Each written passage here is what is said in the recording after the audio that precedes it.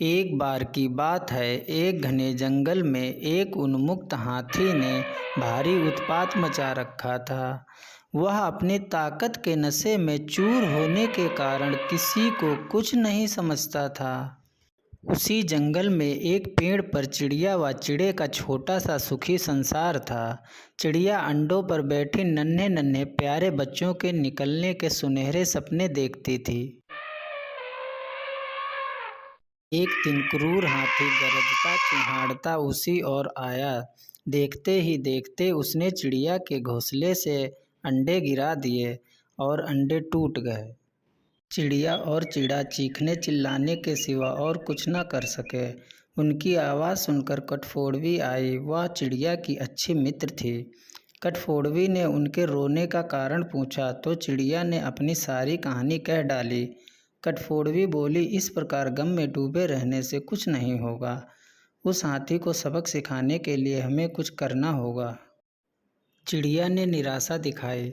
हम छोटे मोटे जीव उस बलशाली हाथी से कैसे टक्कर ले सकते हैं। कठफोड़वी ने समझाया, एक और एक मिलकर 11 बनते हैं। हम अपनी शक्तियाँ जोड़ेंगे।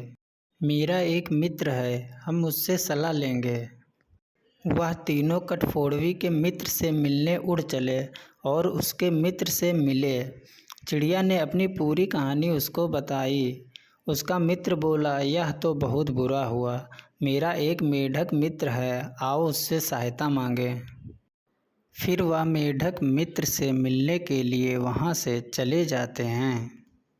वह चारों उस सरोवर के किनारे पहुँचे जहाँ वह मेढक रहता था। कठफोड़वी के मित्र ने सारी समस्या मेढक को बताई। मेढक दबी आवाज़ में बोलता है, आप लोग धैर्य से जरा यहीं मेरी प्रतीक्षा करें, मैं गहरे पानी में बैठकर सोचता हूँ। ऐसा कहकर मेढक जल में कूद गया। आधे घंटे बाद वह पानी से बाहर आया तो उसकी आंखें चमक रही थीं। वह बोला, दोस्तों, उस हत्यारे हाथी को नष्ट करने की मेरे दिमाग में एक बड़ी अच्छी योजना आई है। उसमें सभी का योगदान होगा। मेढक ने जैसे ही अपनी योजना बताई, सब खुशी से उछल पड़े। योजना सचमुच ही अद्भुत थी। मेढक ने दोबारा बारी बारी सबको अपना अपना रोल समझाया। कुछ ही दूर उन्मत्त हाथी खा पीकर मस्ती में खड़ा था। पहला काम कठफोड़वी के मित्र का था। वह हाथी के पास मधुर राग छेड़ने लगा और हाथी मस्ती से झूमने लगा और आंखें बंद कर ली।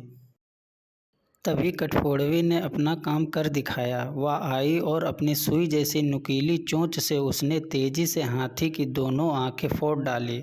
हाथी की आंखें फूट गईं। वह तड़पता हुआ अंधा होकर इधर उधर भागने लगा। वहीं पास में मेढकों ने तेज तेज से आवाज़ करना शुरू कर दिया। हाथी ने सोचा कि यहीं पास में पानी होगा। वो पानी की तलाश में उधर जाने लगा। फिर वह एकदम से गड्ढे में जा गिरा।